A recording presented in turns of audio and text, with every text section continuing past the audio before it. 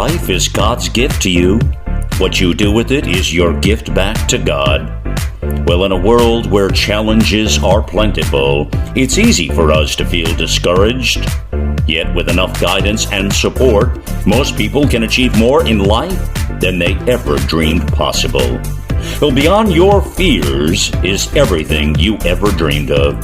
For the Dr. STEM Show will give the voiceless a voice and the hopeless hope. And now, here she is, Dr. STEM. Hello and welcome to another awesome segment of the Dr. STEM Show. I'm so excited because today is an interview that we've been waiting for weeks and weeks and weeks. Yeah. I'm so excited. Yeah, I'm so excited that I have a guest who I also have been intrigued, from his bio and everything. And I wanted to bring him on our show because him and I are co-authors of a brand new book that's coming up very soon in July. It's called The Success Mindset. So I'm so excited to welcome my friend and fellow co-author, Nate. Hey, how are you doing, Dr. STEM? Good to see you. I'm so good. So, Nate, what I'm going to do is I'm going to give you an opportunity to just tell us a little bit about yourself, but I'm still going to tell the bio that I saw on LinkedIn. Okay, that sounds perfect. My name's Nate Johnson. I'm from Nebraska. I live in LA, although I'm visiting my parents right now in Colorado. And I coach people, primarily entrepreneurs and artists, on strategy through mental fortitude and emotional resilience. And I use my background from working at Inc. magazine, to owning my own business as a digital marketer, to being a suicide prevention counselor. And I basically just enveloped all those things and found that coaching is something that I like doing better than all them, but they just so happen to have given me the skills to be able to do so. And I'm also an author, just like you. Yes. Thanks, Nate. So you did mention, some of the things that I was going to mention to our audience, but I like this part of his bio that is on LinkedIn. So check him out on LinkedIn, Nate Johnson. He's a coach, writer, and speaker who's always down for an adventure. In a former life, he cut his teeth as a suicide prevention counselor. I want to hear about that. Business development manager at Inc. magazine, founder of a digital marketing company, whitewater rafting guide in New Zealand, and cattle rancher in the Australian Outback. Well traveled. So by the boating accident in the Philippines, told you he's well traveled. He started several businesses and confronted his stage fright to take on improv classes. He is no stranger to the emotional highs and lows of pushing yourself to experience your fullest potential, which is the very reason why I wanted him with us today, because we are in a time where all of us have to start all over again from scratch. We are in a time where all of us, we're going to have to push ourselves to become new versions of ourselves. So I like Nate because he says he has a lovingly no BS approach. I mean, I like loving, but that approach when he's helping his clients to wake up to what's really possible in their lives and then making that a reality. So that's, what I want for all of us to listen to today as he gives us some tips and nuggets on how to start over as we go through life transitions. So, Nate, before I even go into the questions, how did you cut your teeth as a suicide prevention counselor? What happened? Well, I wanted to do something that had an impact. Okay. I had spent some time in New York City and I had spent time traveling and that time was all fantastic, but a lot of it was kind of me focused. It was focused on like my career and my adventures and things that I wanted to do. I moved to Los Angeles in 2014, and I wanted to get started building a community, but also make a shift from where I had been in my previous life. and starting to help people. And I want to do something that made an immediate impact, and something I thought I'd be good at. And somehow I found suicide prevention counseling, and I was like, I think I want to do that. And so I took 8 weeks of training every Saturday, and then I was a counselor for 2 years. So I had a 4-hour shift every Wednesday in Culver City on the suicide prevention hotline. Wow. Yeah. You know, I also want to point out the fact that you said you took training every Saturday. I mean, that's where we are finding a lot of people now who have lost their jobs. They need to transition. And one of the things that I think we need to also emphasize to those of you that are listening is you might have to take some training, some form of training, so that you can change your careers and, you know, change your lives. Yeah, absolutely. And if that training is available, I mean, what a great opportunity to be able to do that, especially in these times. So I was happy to go in knowing that I was competent at it and that I had had the training. So I was very thankful for that. You're right. You're right. So your book chapter, it's titled "The Quality of Your Life Depends on Your Perception of Life," and your perception of life is within your control. And the Yes. question that I'm going to ask about, which I'm sure it will tie us into that title, tell us a little bit about the law of instrument. Yeah, so the law of the instrument, it goes back thousands of years. It's taught by like religious leaders and just wise people in cultures as well as individuals. But Abraham Maslow was the one who coined the phrase in a sentence where he said the person with a hammer only sees nails. And what he means is that if you only have one skill set, or if you only can perceive the world from one angle, you're only going to see everything as the problems you can fix. So if you want to be able to solve different problems, then it's best to expand your tool set, quote unquote, or to give it a term. And the more you expand your tool set, the more perceptions you'll be able to see different things from, and you'll have more, I guess, a stronger mindset and more mental agility to come at problems from. Wow. And why is having limits different than knowing limits? So having limits, for example, let's say when you only have a skill set right now in times of quarantine. You could come at it from one angle saying, I'm a certain age. This is the only thing that I'm good at. This is the only thing that I'll know. And you could limit yourself that way. But if you know, like, oh no, I could gain some more skills. I could go and study something. I could take a training course or something like that.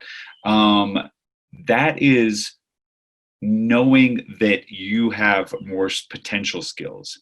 Even though you don't have them now, you know that you could learn them. So that's what I mean by that. Your knowledge doesn't have to stop, or your tool set doesn't have to stop with what you currently know. You just have to know that you can learn more or perceive things from another angle. Wow. So what you're saying, in other words, is if you stop self-sabotaging yourself, you can open up more doors than you could ever even complete, right? That's exactly right. Even if you don't know where to start, just as long as you know that it's possible for you, you could learn another skill, then you can start actually from a place that's useful and then start pursuing how you might acquire that skill. You're right. You're right. Wow. So how do you see beyond the limits of your own perception? Well, I'd say you see the limits of beyond your own perception by acknowledging, you look at a problem and somebody might perceive it completely differently than you do. Like, those people who always see the silver lining, or those people who, you could have a car accident, let's say, and you perceive it as something awful, and the same person, say in the driver's or in the passenger seat or something, sees it as, for some reason, an opportunity, and you don't quite know why they have that other perception, all you have to do is ask them. So it's not confining yourself to your own point of view, but rather seeing people who think like you want to think, and asking them why they think like that, how they think like that. So then maybe you can learn to see it from their angle. Wow. As you're talking, right, I'm thinking also, and correct me if I'm wrong, of seeing the glass half empty or half full. Absolutely. Absolutely. Seeing it as half empty or half full, one person might just be happy to have a glass of water. Whereas Yes. you're like, why don't I have a full glass of water? And they're just happy they have one. So, in times of quarantine, like, right now, one way to look at it, just a simple way to look at it is, well, it's not the Black Plague.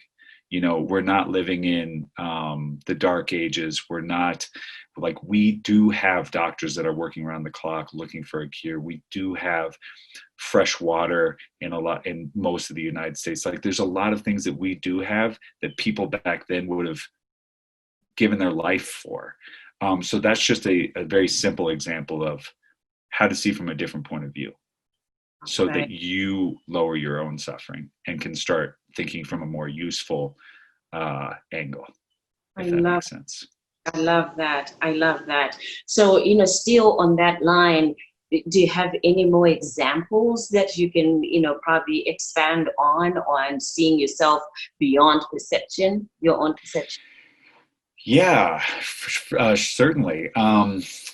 So a lot of people, we'll just go with kind of the times we're in right now. A lot of people I've heard, perhaps you've heard this, doctor, a lot of people say they're feeling despair, right? As a Caucasian person, like, I want to be able to help my Black and brown friends, but I don't know how, so it can leave me feeling helpless. And the thing about despair is that it's really not a useful emotion. It's okay to feel it because we're all human, but then how do I use that as something that I can use to help my friends and my loved ones and the larger community in general? And despair just doesn't really help. And one way to alleviate despair is again, look at historical examples. Like, we're not in Nazi occupied Germany and Poland. We're not, in really ancient times where we had no medicine or anything like that. There's a lot of good that's happening right now. So using that perspective as a way for you to empower yourself so that you can empower your family or your friends or the community at large is really, really helpful. And then one just kind of fun example I like to use is Neo from The Matrix, if you've ever seen that. Yeah. The very last scene of the first movie, he starts seeing everything in that green code. So he starts seeing the agents in green code. And that's when he finally realized, like, oh, I was seeing it this way. Now I'm seeing it this way.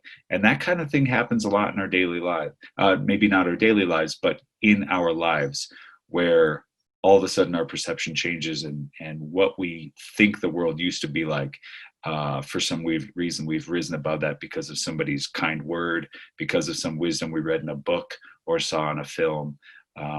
So to look for ways that your perception can be changed, I think, is very proactive.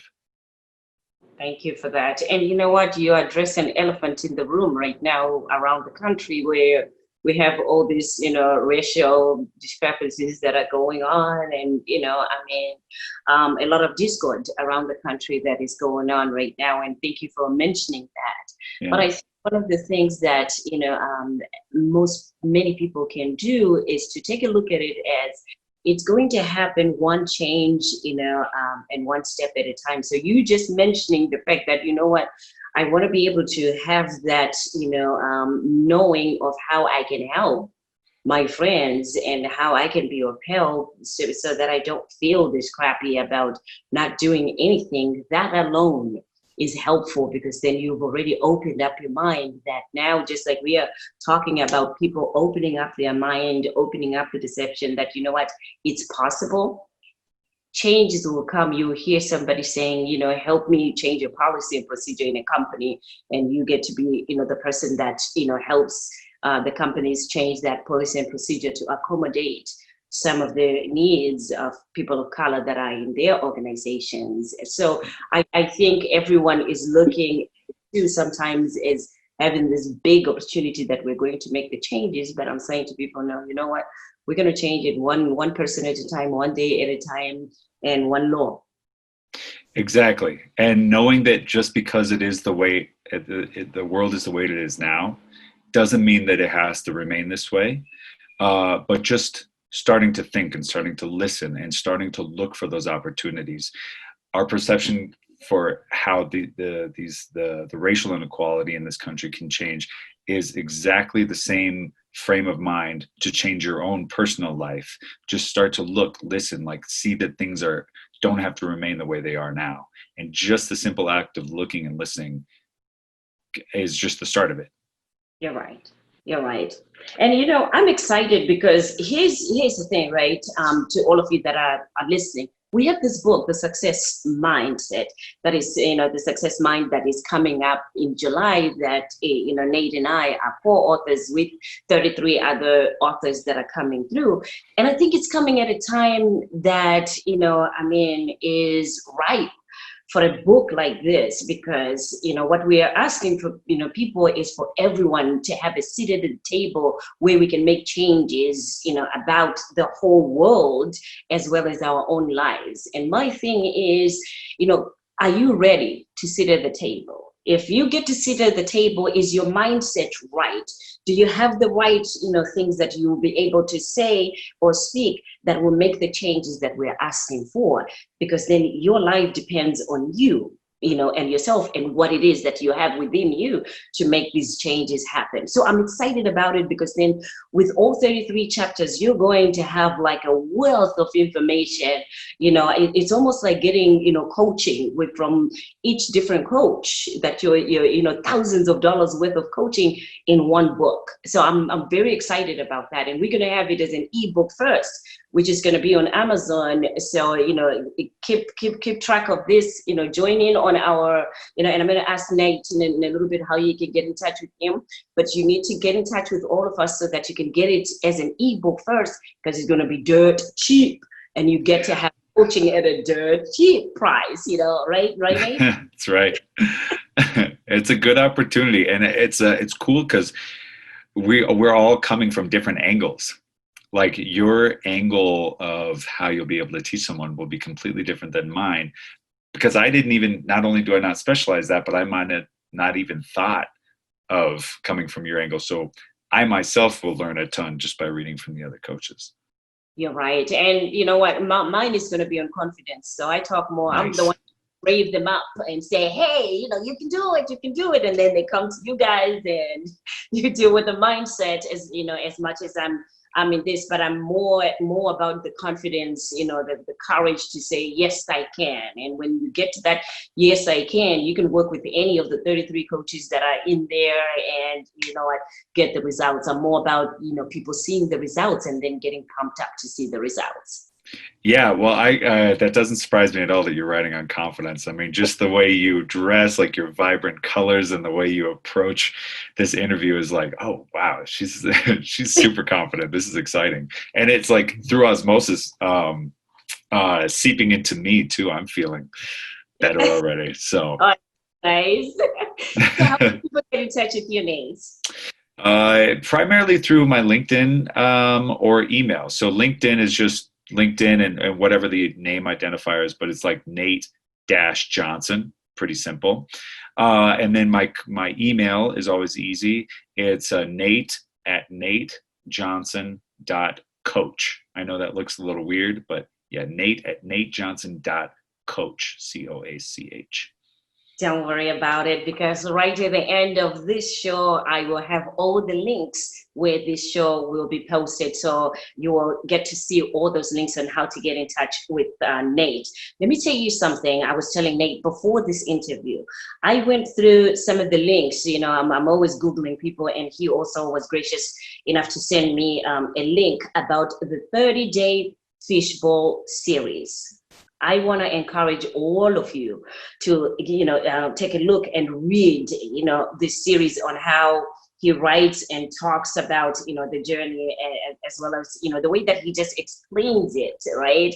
It's really deep, and it was catchy for me. So I want to go back and finish them, but I want to, let people know that there will also be a link that you can just click on, and you will know more about Coach Nate on the 30-day Fishbowl series. Anything you want to add on that one for those Fishbowl series, what they will be excited to see? Yeah, of course. And thank you very much for mentioning it. So the 30-day Fishbowl series I started it during quarantine as a way to get my own brain going. And that's actually how Eric found me for this book. So the reason it's called the Fishbowl series is because it's right in line with what I was talking about, perception. We live in our own fishbowls, and our whole reality exists in that fishbowl. And a lot of times, all the stuff in our head that's not necessarily helping us can cloud our vision to the point we don't even know that our fishbowl is not clean anymore. Our reality is clouded, and this is in the first post. And sometimes we'll just read something, and I'm hoping this book will do that for people, or we'll read something, we'll hear something, or see something, or have an experience where it'll just pull us out of our fishbowl and drop us into a new clean fishbowl. And it's like all of a sudden our world has expanded. And each chapter is short, but it's meant to do that in an understandable way, a way that has influenced me. So hopefully it'll influence others the same. And just little nuggets of wisdom of how you can perceive the world in a way that's actually helpful, or in a way that you hadn't perhaps thought of before. So there's no fluff in it. They're all pretty short. They're meant to be something you can go back to and read when you need to as well. When you talk about, thank you for that, Nate. When you talk about, sometimes I don't know how I can help with, what's going on around the country right now on racial inequality, in what do you call it? Inequality. Inequality. I found that to be a great response on how each of us will have a different perception on why people are breaking buildings and they're marching and they're so angry to that point. I think that cloudiness that you talk about, that some people might not even have realized that, there is still people that are struggling, and, and still are not seeing the inequality, being consistent. It's there, because people will say, it's not there, it's there. So we don't understand why they're complaining. It's there, but it hasn't been consistent. And also rapid plus lives are being lost. So having the Fishbowl series and having to see that, it allows one to take a step back and look at the bigger picture, rather than on what I see, what I have experienced, and what my perception is. So that's what I like about the Fishbowl series. So you're a great writer. So I can only imagine even chapter that's coming, And by the way, these things I've only kind of discovered because I've struggled with them myself. I had to put myself in other people's shoes. I had to see the, step back. And so I know what it's like to see things from my own point of view, and then realize that either I was wrong or that I was just limited in my thinking. So it's not like I'm some sort of, wise person who's just knew this all along. No, I've had to go through it myself, and that's the only reason why I was able to write this stuff. And that's the best way to start when you're impacting, lives. That's the best way to start. We have to start with looking at ourselves and the person that we see in the mirror. And it's when we are courageous enough, like you did, to write about your own transitions, that it will inspire and encourage another person. So I want to thank you for having that courage to do that. Oh, thank you very much. I appreciate that. Yeah, so that gets me into the question that I wanted to ask. Why did you become a coach? That's a really good question. It's taken me a long time to get to the realization this is what I wanted to do. I'll make it brief, but my dad had a coach who really changed his life when he was in his early 40s. And this guy just took him under his wing and went and trained him for a week. And it was completely changed his life, which meant that it changed my sister's life, my mom's life, and the lives that we've affected as well. And a lot of it was just a simple shift in mindset. It took a lot of like pounding in a little, but it was fairly simple. So I went through life. I couldn't figure out what I wanted to do. I tried my hand at digital marketing and a few other things, and it just really never felt fulfilling. And then, I had worked at Inc. magazine with all these business owners. I had worked as my own business owner, and then I had worked as a suicide prevention counselor, which really, what the training there is getting to the bottom of why a person is thinking the way they are. And that sort of skill can be translated into coaching. And what I found is that a lot of people would come to me for advice on how to think through a particular struggle or situation. And I found that I was pretty decent at, I have a lot to learn, obviously, but I found that I was pretty good at helping them through that. And I thought, I bet I could make this a profession. So I just started studying it. I started writing about coaches. I have my own coach. Her name's Kameen. She's the first African-American female helicopter pilot in the Navy. So she's super cool. And she teaches me a ton. And just through that situation, now I'm a coach. So it's been an amazing thing to discover. And for some reason was standing in front of me the entire time and I just couldn't see it. You just couldn't see it. Well, that's awesome. Are there any books that, have influenced you as well? Yeah. In fact, this is one of my blog posts. I have 5 in particular. The first one is Don't Sweat the Small Stuff. Yeah, I can't remember the name of the author off my head. I have that. Okay, yes.